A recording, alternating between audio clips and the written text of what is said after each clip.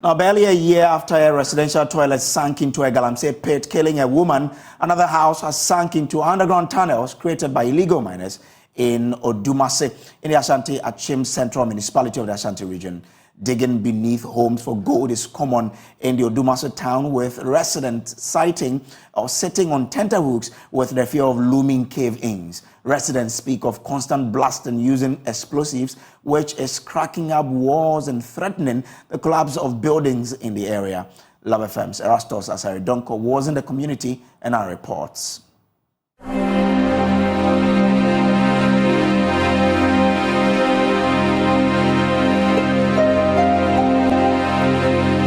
It's been close to a year since 26-year-old Gifty Manka's toilet sank with her into an illegal mining pit dug beneath her house at Odumase.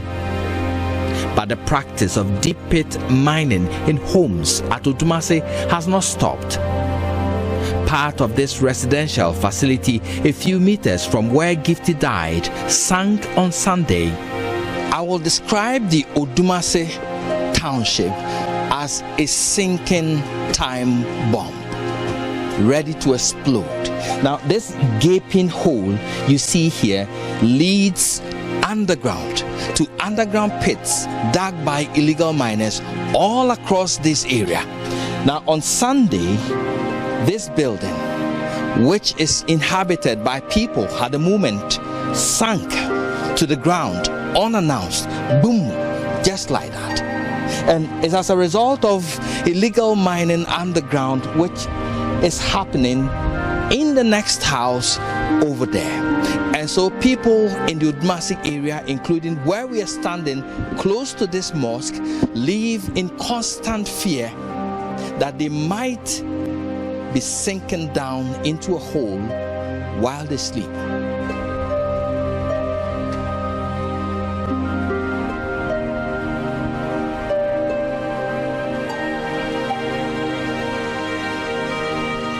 Though there were no casualties, residents sit on tenterhooks.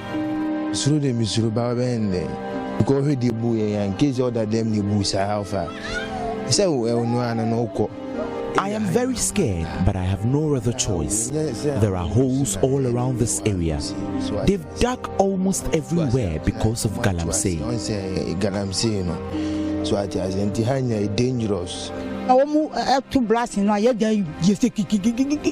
This old woman shows me patches of cracks that developed in her room due to constant blasting by illegal miners beneath her building. She says, the building shakes when they blast the rocks with explosives, so I asked them to patch the building with cement. I am very scared because if the building shakes and collapses, I would have nowhere to go. Other residents are equally disturbed about the digging beneath homes in the town for gold. I am scared I will sink one day. When they blast the rocks, the building shakes. She says, we sometimes think we will sink and die one day.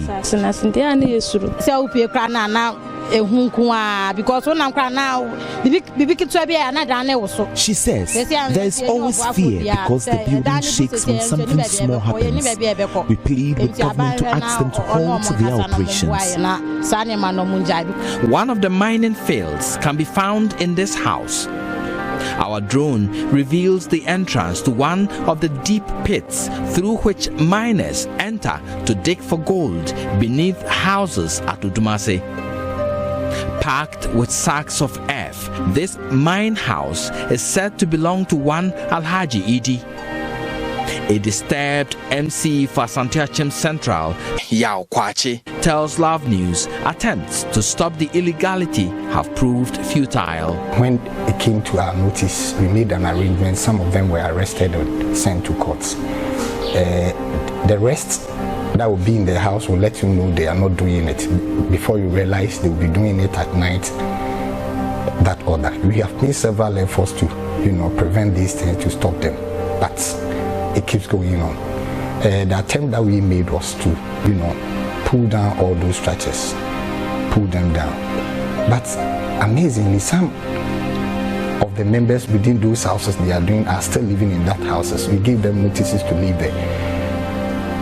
Financing becoming a problem to pull them down. We are also thinking of where we are taking these people who are still in these houses too.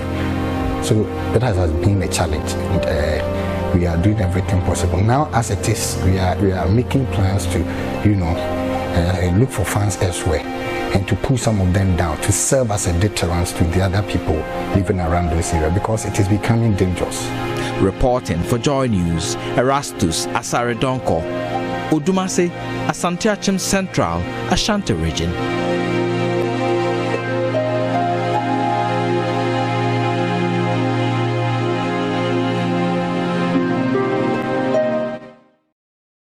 Well, let's still stay in the Ashanti region because residents of Ajasi in the Oforikro municipality are decrying the deplorable state of their roads, which have deteriorated with the onset of the rains.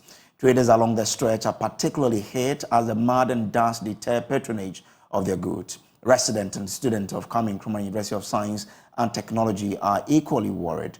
Clinton Yeboah has more in the following report. Why? Commuters tiptoe through the muddy terrain as motorists battle the multiple potholes spread along the Ajasi road. These craters create barriers for any vehicle or person daring to cross the route. Using the road has become increasingly uncomfortable for drivers. For the longest time they have been here, both residents and over 10,000 students of Kwame Nkrumah University of Science and Technology here in Ajasi say the situation has remained the same along this stretch of road. And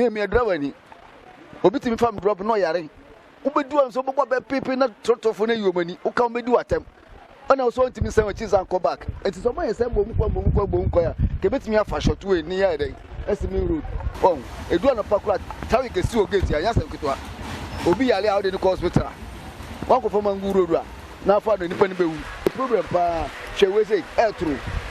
Last year, and a student BSA was standing president so baby.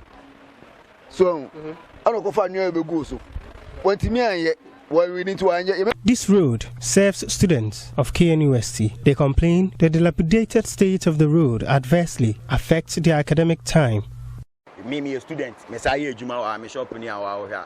Quine Tunia, Nipa Bibrim for how a man form for her, a blue or Ombako, Wanya Kofa, CSA students or Mote, a CSA Nupodos or change students are Omote, Sorohon, so as I find in our boat, Ucha boat to I and boat new rating it to me Cosro. Adenya, almost a quining yet, swung, Kaibe, whatever, Okudra Sewa, or Bessan, Nipana, or Kofano, Uncle Fano, Nipasuna, Wafano, so who are seen one. This road is a very bad road, especially when it's in the rainy season. When it rains, you can't go or come because some of the cars, when they are moving, because the road is on tarred road and it becomes rough for them to go and come. Kechi Bedun Kansa, who trades along the stretch, has lived in the vicinity for over 50 years.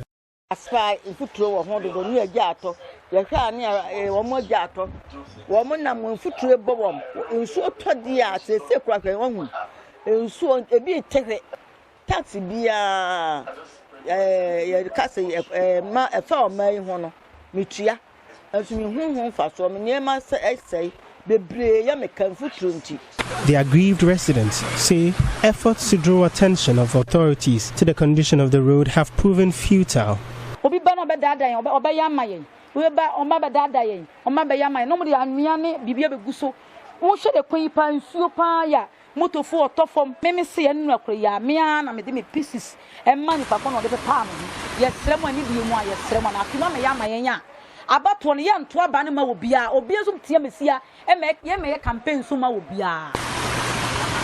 Reporting for JoyNews, Clinton Yeboah. Well, in the next few hours, it is expected that the independent power producers may shut their plant if government fails to reach an agreement with them concerning the payment of debt owed them by government. The Chamber of Independent Power Producers has, in a memo, directed its members to shut down their plant from July 1 to July 8 if government fails to pay 30% of the $1.73 billion owed them. But speaking on the AM show Friday, NPP flag bearer aspirant Kwadwo Poku says the planned shutdown will be a violation of the contract agreement between government and the IPPs, which could pose serious legal implications for the IPPs. Look, let's put this thing in perspective. It is the chamber that is threatening, not the individual IPPs. The chamber, yes, the IPPs belong to the chamber. But I don't think all the IPPs are going to shut down their plants because of the legal implication of the PPA that they hold. Are you aware that 3 of them have already done so? Well, we have light. Even if they've done that, our light haven't gone off, has it? So because your light hasn't gone off, who knows whose light has gone off? We are going to go into total darkness by virtue of a chamber saying so. Look, there is what is called a power purchase agreement. For you to basically shut down your supply and not supply anything to government, there is a process that you need to follow. One, there's a guarantee that you have. If you feel that you are indebted, you can call on that guarantee. When you call on that guarantee, within 30 days, government has to replenish the guarantee. If government doesn't replenish the guarantee, the PPA is terminated. Does the IPPs want to terminate the IPPA? I don't think so. So look, it's unfortunate that we owe them. And I think we should address their payments because, look, everybody talked about the cash waterfall. The cash waterfall came in and did not solve the problem. There are challenges in collection. There are challenges in under recoveries. When you said we owe, who owe? Every Ghanaian owe, because I have continuously said that we don't pay realistic prices for electricity. And when you say this, everybody will come and bite your neck off. Because we do not pay realistic prices, there are over 30% losses, 19% of the technical losses, 10% of financial, commercial losses. Until recently, we were under recovery. So there were subsidies in the system. Though nobody was paying it, it was now accumulating to what we have today as the debt. PULC, bear in mind, the IPPs are paid at the dollar rate. PULC, until recently, when they did the 12.73, was using under recovery in terms of FX. So look, it is now that we are on the right track. It is now that PLC is doing the right thing. So I hope that going forward, we'll be able to recover. But that doesn't stop the fact that there's 1.7 billion that needs to be paid. But Research, Policy and Programs Officer of the Institute of Energy Security, Adams Yakubu, says although government can take steps to prevent the IPP from shutting down, a legal action will not be in the interest of government at this point. I feel very sad that we have to get to this point because it's not like the IPPs just woke up one day and told us that if we don't get the money, we are going to shut down the plants. They gave a timeline. They kept giving government ultimatum upon ultimatum. And so it tells how unserious the managers of our power sector are. It tells how unserious the managers of ECG are, because if ECG was really committed to pay, they would have gone to the table. You are asking for 30%. We've looked at our coffers. We can't give you 30%. I remember the chamber, even at the point, made it clear that even the 30%, they are willing to start a negotiation if government can put 10% on the table to start to talk. But don't come to the table empty-handed, because, mind you, it's like we are not getting the whole conversation. This is not power yet to be supplied. This is power that has already been consumed. So the IPPs are arguing on the position that tariffs have been received, monies have been collected from users of our power. Where is the money? Let's get their point very clear. That is the question they are asking. Where is the money that has been collected from users of this power that we are asking for? Make it available to us so that we can also pay for our operational costs. I don't think this is something difficult to ask for. And so at this point, government is on the position of weakness, and so government cannot be adamant and government cannot be arrogant at this point. Take a legal implication against not being able to meet your IMF targets if you should have a power crisis in the country. So the problem goes beyond legal battles and what have not. Because at the end of the day, the economy needs to be running. so that government can get whatever monies they need from the different actors of the economy to be able to meet some of its commitments with the IMF. So even that conversation of legal options available to government, what there happens if you terminate those agreements through legal options and all that, then the country comes to its knees. So this idea of government has a position to argue on, let's not even get there. JoyNews is learning that some of the IPPs have agreed to a payment plan with government. Let's share with you what we do know on this. Now, according to what we've gathered, the government has gotten some of the IPPs to agree to a payment plan. According to what we are gathering, it says we are learning that as we speak, the ECG, which is supposed to lead the negotiation all this while, is currently in a crunch meeting with all the IPPs, and this meeting is expected to end in a few hours' time.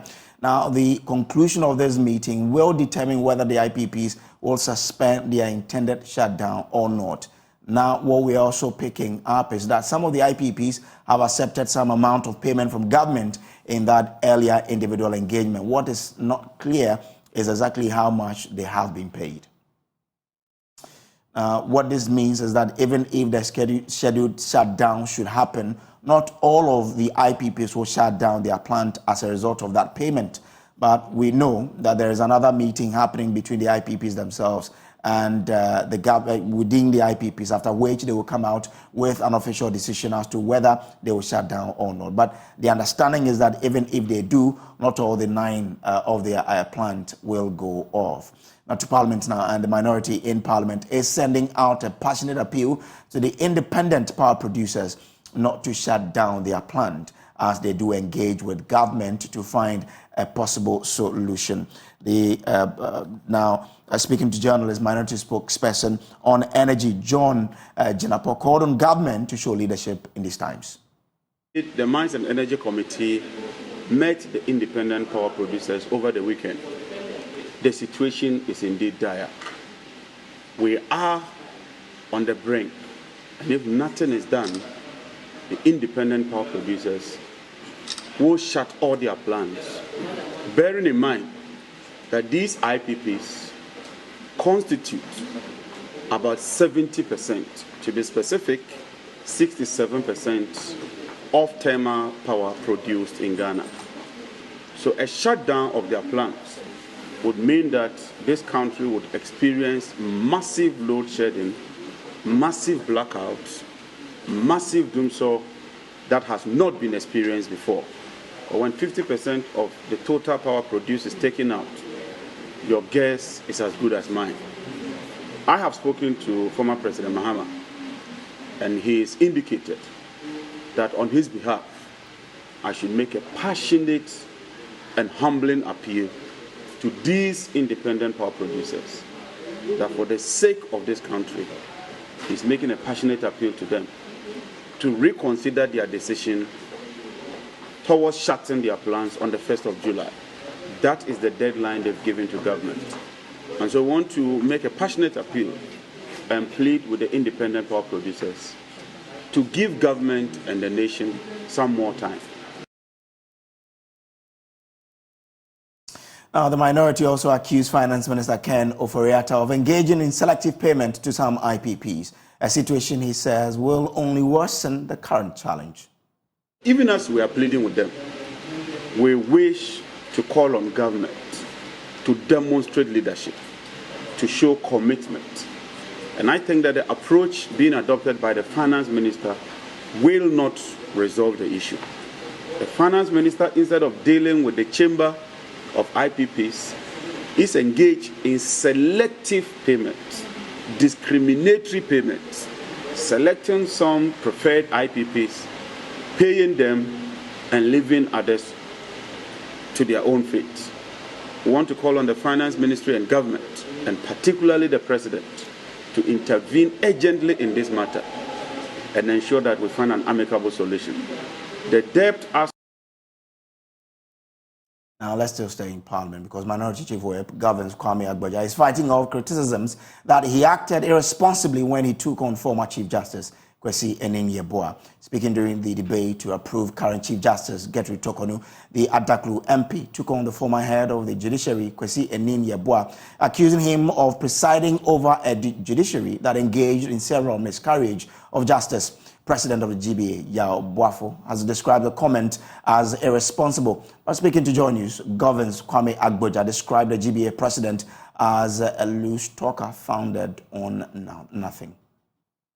Who holds himself as the president of the Ghana Bar Association, an association I respect, and its members I respect a lot, was speaking at a function at UPSA where he made quite loose comments. I say loose comment because he doesn't understand the democracy we have and the processes in Parliament. He's even, I could say that he's disconnected from the sentiment in the country. It is true that under the stewardship of the former Chief Justice, Justice Enin-Yeboah, certain pronouncements of the court have drawn the attention of the country. And by the way, you do not have to go to law school to understand that some of those rulings, let me repeat, don't make sense. They lack clarity to the individuals in this country. And I am a citizen of this country. And I also have the right, not because I'm a member of Parliament, and I also took part in criticizing the meaning of some of those rulings. First of all, I'm told he said I didn't provide any evidence. Let him be aware that Justice Dosu, who was an appeals court judge, did have reason to criticize the ruling on Jeche question.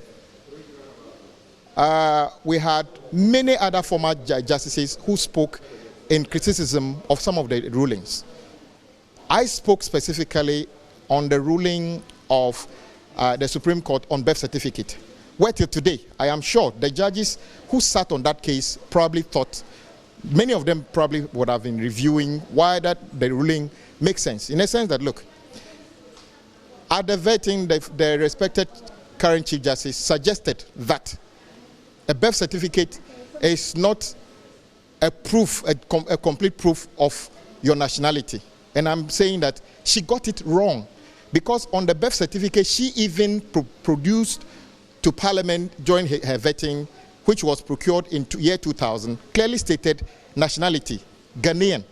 And I'm saying that when you fill a birth certificate form in this country, if your parents do not fill the form suggesting they are Ghanaians, you will never get a certificate that suggests you are a Ghanaian. So what she said at the committee was not appropriate. And if that is the basis of why the Supreme Court ruled that the birth certificate is not proof of nationality, then they got it wrong.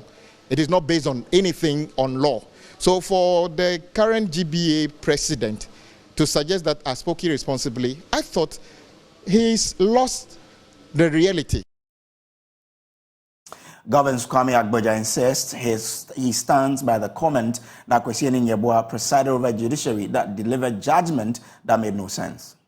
I stand by my word that under the stewardship of Justice Enin, I don't have any, in fact, I've never met him personally, certain rulings of the court were so problematic, and that shouldn't have happened.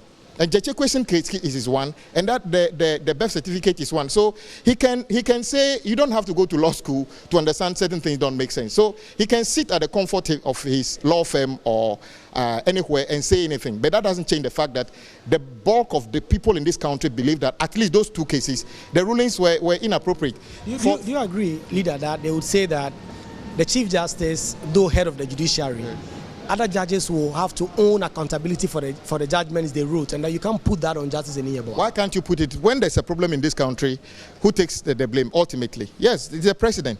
When there's problem in Parliament, they blame leadership of Parliament, they blame Speaker and other things. And I'm not saying, in fact, I've never said anywhere that Justice Enin-Yeboah took personal decision. I said rulings under his stewardship as Chief Justice, and in any case, he sat on some of those panels. And Mr. Boafo should just understand that those rulings, nobody is going to run away from it. His statement is worse than being responsible. He doesn't understand processes in Parliament. The fact that he's a lawyer doesn't mean that he understands common sense than anybody else. And the fact that he doesn't even understand that there are surveys upon surveys that criticize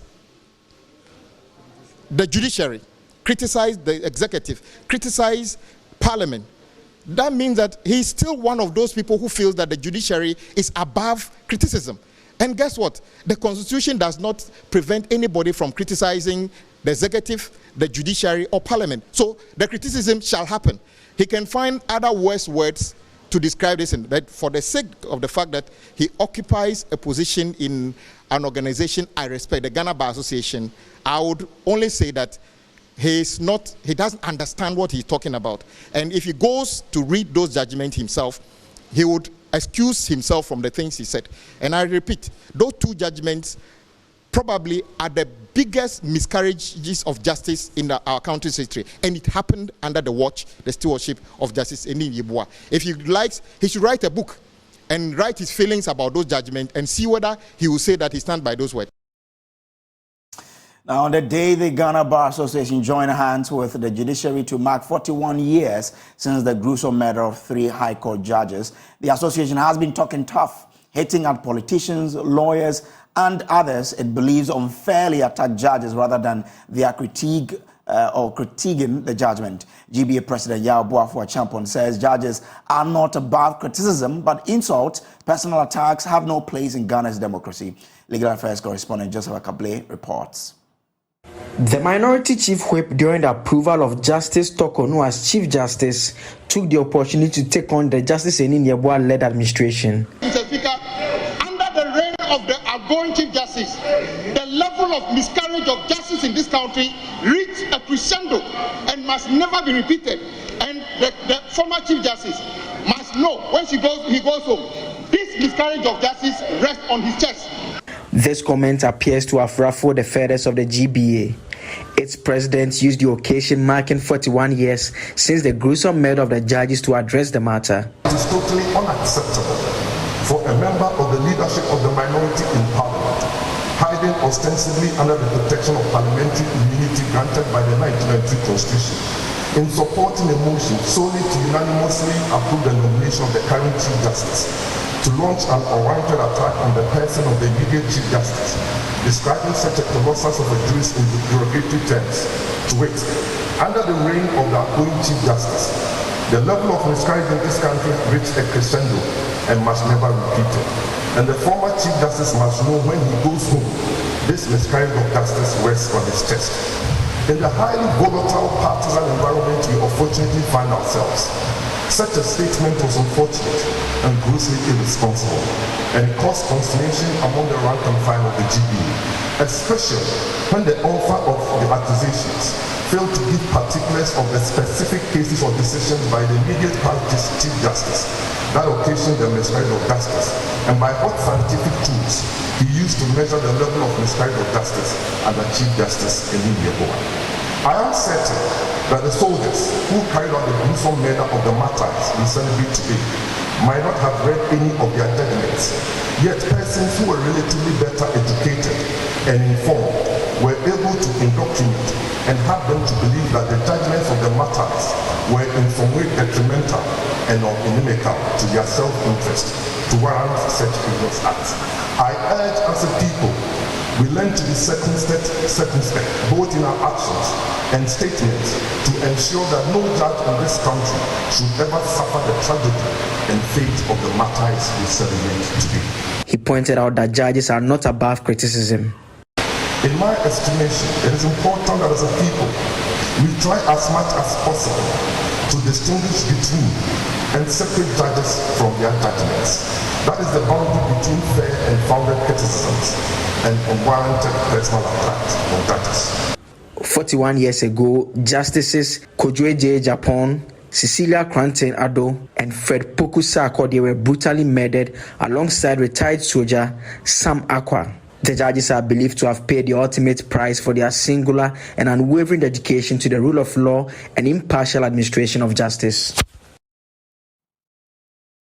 Now, Member of Parliament for Kratche West, Helen Adjoantoso, says it is embarrassing that there are no toilet rolls in the washrooms in Parliament. Speaking on the floor of the House, the NDC MP said for more than 24 hours, there have been no toilet rolls in the washrooms, calling for the situation to be fixed immediately.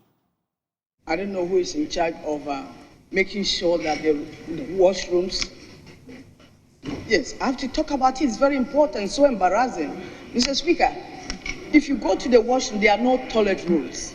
Since yesterday, there are no toilet rolls in the washroom. So I just want to draw the attention of this. It's very important. Is that part of the business for next week? Yes, Mr. Speaker, we're talking about the business of this house. Thank we're you. talking about the business I of think any you should. official. It's very important. You should deal with your leaders because. Mr. Speaker, my second, this is very important because when you have visitors and they go to the toilet, the washroom and there are no toilet rolls, so embarrassing. Yes, so watching JoyNews Prime. We'll take a quick break. We'll be back with more. Stay with us. Now, the Upper West Regional Minister, Dr. Hafiz bin Saleh, has expressed worry over the indiscriminate siting and drilling of boreholes close to water sources. As a result of that, he has tasked municipal and district assemblies to demarcate permanent burial sites in their communities and also ensure that they are adhered to address the issue of water contamination. Dr. bin Saleh made the statement at the commissioning of a solar mechanized water system at Baselbe in the Nandong municipality, from where JoyNews' Upper West regional correspondent Rafiq Salam reports.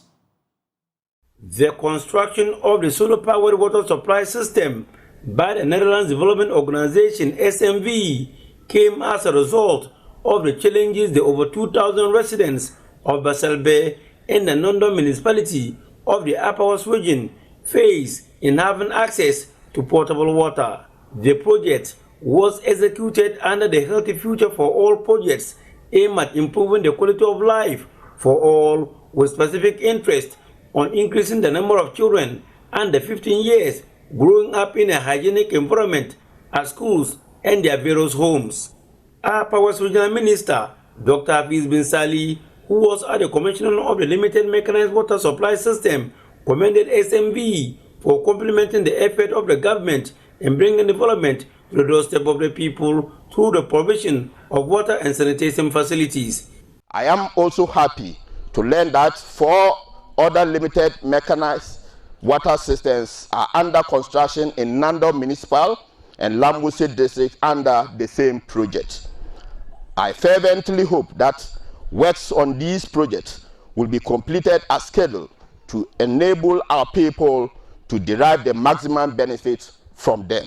Dr. bin Saleh, however, was not happy with the indiscriminate siting and drilling of boreholes closer to water sources and burial of the dead at homes, urging municipal and district assemblies to demarcate permanent burial grounds in their jurisdiction. Due to the indiscriminate siting and drilling of boreholes in our homes and communities, I wish to appeal to all landlords to desist from burying our disease in our homes or near water or potential water points to prevent contamination. I therefore wish to task all assemblies to demarcate permanent burial grounds for all communities in their jurisdictions. Country Director of SMB, Peter Sparman, noted that the commissioning of the water supply system is part of the organization's effort in helping the country to achieve the Sustainable Development Goal 6, which aimed at safe water for all by 2030. He was, however, not happy with the amount of time used by children and women to look for water. We say water is life, but water can mean a threat. Unsafe water is the main cause of death for under 5s in this country.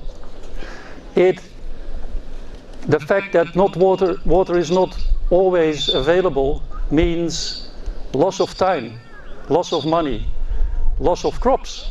Paramount Chief of the Nandong traditional area, now Professor Edmond Munyan Delechiri VIII, was grateful to SMV for the kind gesture.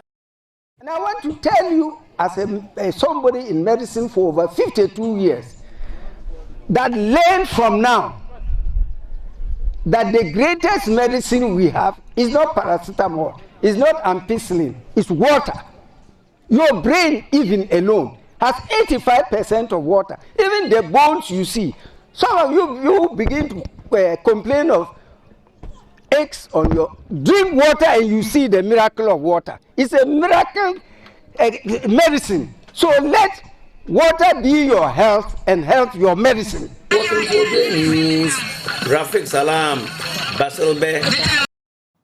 Now, the founder of the African Center for Economic Transformation, ACET, Dr. Kingsley Yeboah Amoako, says Ghana must build a stronger, committed national consensus towards solving its economic woes by changing the economic policy architecture of the country. He made the call at the second Kwesi Arthur Economic Forum held at the University of Ghana in Accra. There is more in the following report.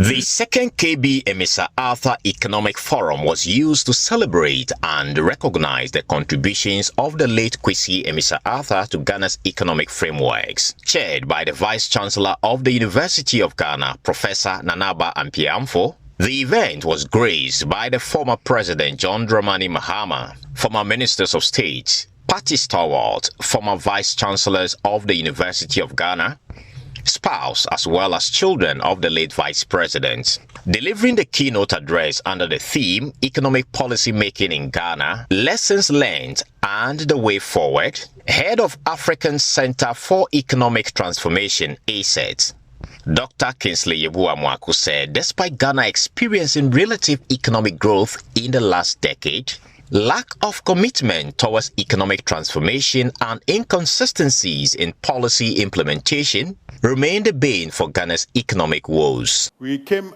out of century with a consensus, but only among a privileged few. Between 2000 and 2020, Ghana has experienced 13 years of rapid growth, including years of very rapid growth. Despite the strong growth rate, its development has been marred by debt and energy crisis, large trade and fiscal imbalances, and a lack of long-term consistent planning. Calling for a true national consensus building under the Compact for Economic Recovery, Dr. Amoako further urged policymakers to boost labor and productivity using technology as central pillars in policy formulation and implementation. Another consensus is needed, but this time it needs to be a true national consensus, broader, with more stakeholder input and buy-in, especially among the youth, women, and civil society.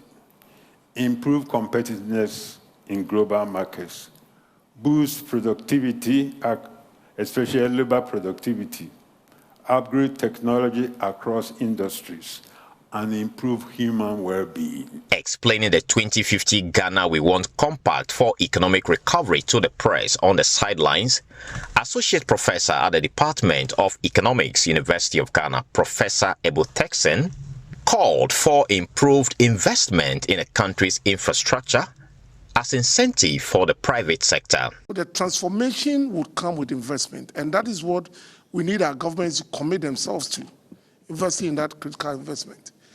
And that cannot be done by just one government. We need a continuous focus on building the infrastructure that we need to develop our economy. And if our governments, our two parties commit to a compact, for instance, it is supposed to guide them to be answerable to us. Meanwhile, a former finance minister, Setekpe, said while there is the need to intensify consensus building, having a homegrown counter-cyclical policies alongside IMF programs would help change the country's economic fortunes for the better. You don't build consensus just around the two political parties. So I think that we need to intensify our efforts. But as a country, we need to have our own, what you call, counter-cyclical policies. It doesn't mean you should ignore the fund. No, we are members of the fund, and they are established to help countries. But at least for minor crises, minor difficulties, we should be able to build our own structures. To immortalize his contributions, the family of Emisa Arthur has instituted an annual award to recognize deserving students at the Department for Economics. 2 of such students received recognitions for their sterling performances. From the Department of Economics at the University of Ghana, my name is Carlos Caloni for JoyNews. Now, as part of preparedness in anticipation of the spillage of the Bagre Dam in Burkina Faso, a functional simulation exercise has been held for members of the Northeast Regional Disaster Management Committee. Led by the Regional Directorate of the Ghana Health Service and with support from the World Health Organization, the exercise at Naleregu aimed to help identify the gaps and strengths in the emergency preparedness and response systems in the region. Speaking after the exercise, the Regional Directorate of the Health Services and the National Disaster Management Organizations called for adequate support from the government to mitigate the impact of flooding resulting from the impending spillage. Elias Otanko has more. Downstream waters have reached the East Mamprusi municipality, and with the heavy rains this morning, which have lasted for over 5 hours, the Nanori River has overflown its banks with flooding of the Dabubari community and its environment. A scenario of a big flooding situation at Dagbarbuari in the East Mamprusi municipality, supposedly caused by the spillage of the Bagre Dam in Burkina Faso, has been read out to members of the Northeast Regional Disaster Management Committee. It has caused several damage, such as collapsed houses, flooded public toilets, and farms. Foodstuffs and livestock have also been affected. Source of water bodies like boreholes and wells have been submerged. Access to routine and emergency health services have been truncated.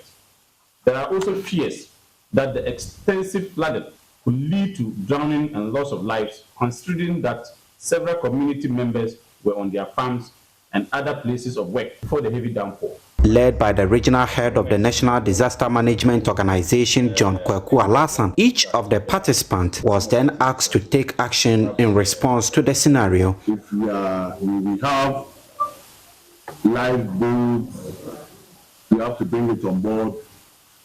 If we have people that can swim, that's the military, we have to bring them.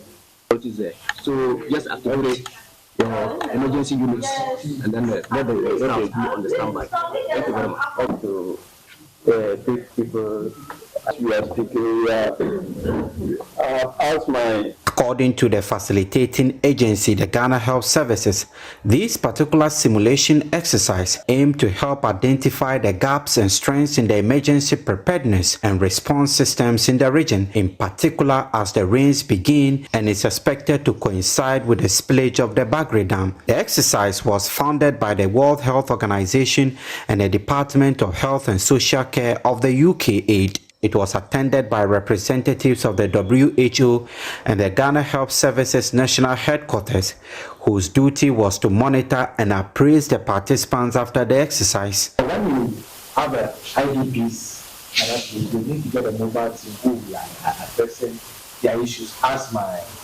mother mentioned. So those things need to be, I was expecting to hear that there's a mobile team there. When we need the ambulance facility from that mobile clinic there, the mobile team, the ambulance will have for the person to another level where the choppers came. So that is what I didn't hear. Also speaking after the exercise, a deputy director of the health services in the region, Dr. Moses Barima Jimate, expressed satisfaction with the performance of the participants. I am really overwhelmed by their participation. Today is the eve of Eid al-Adha, and then everybody is preparing to celebrate. But these are heads of department. These are heads of department. And you can see yourself, they came in their numbers, the security, the social service agencies, all of them are here, and they put in all the efforts that are necessary to have a successful program. According to him, access to flooded areas remains one of the biggest challenges affecting how quickly the health services respond to flood situations in the region, and therefore call for assistance. You need personnel to work, but for personnel to work, they must be transported. They must be transported. So this is not to say, for instance, that they should bring us a lot of outboard motors or helicopters.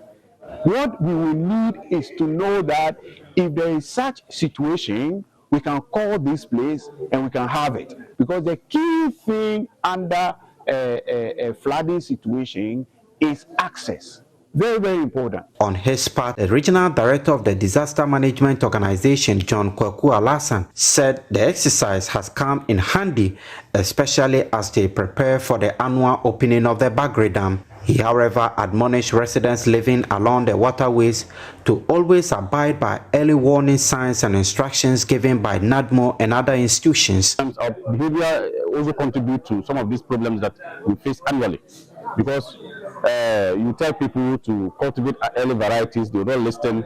They will go and then cultivate varieties of their choices. And when it is time for them to leave the place, they will not leave. And they play with the flood waters, and sometimes it consumes lives. In order to avert any calamity, they should try as much as possible to comply with NADMO and other stakeholders so that we can leave this issue or even mitigate the impact of the disaster when we are confronted with.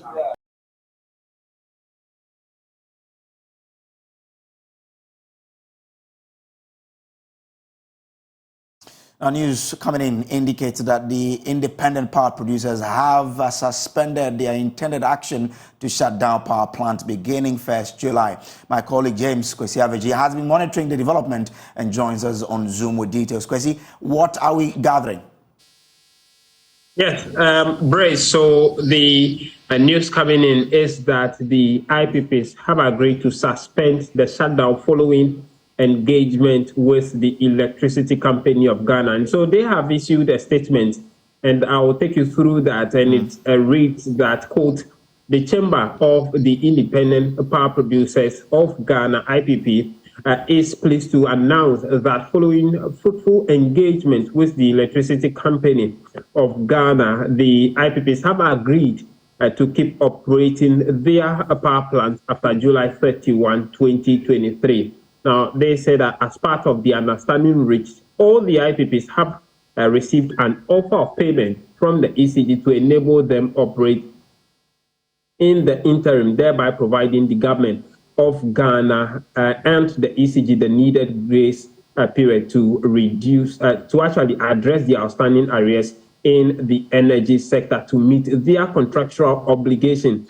The IPPs are optimistic that this agreement reached would help yield the desired outcome of providing a permanent resolution to the energy sector debt, failing which the IPPs will be left with no other option or choice than to revert to their earlier decision to shut down without any further notice. The IPPs wish to acknowledge the valued contribution of the chairman of the ranking member of the Parliamentary Select Committee on Mines and Energy and the members of the committee for their timely intervention to ensure the fruitful engagement arrived at.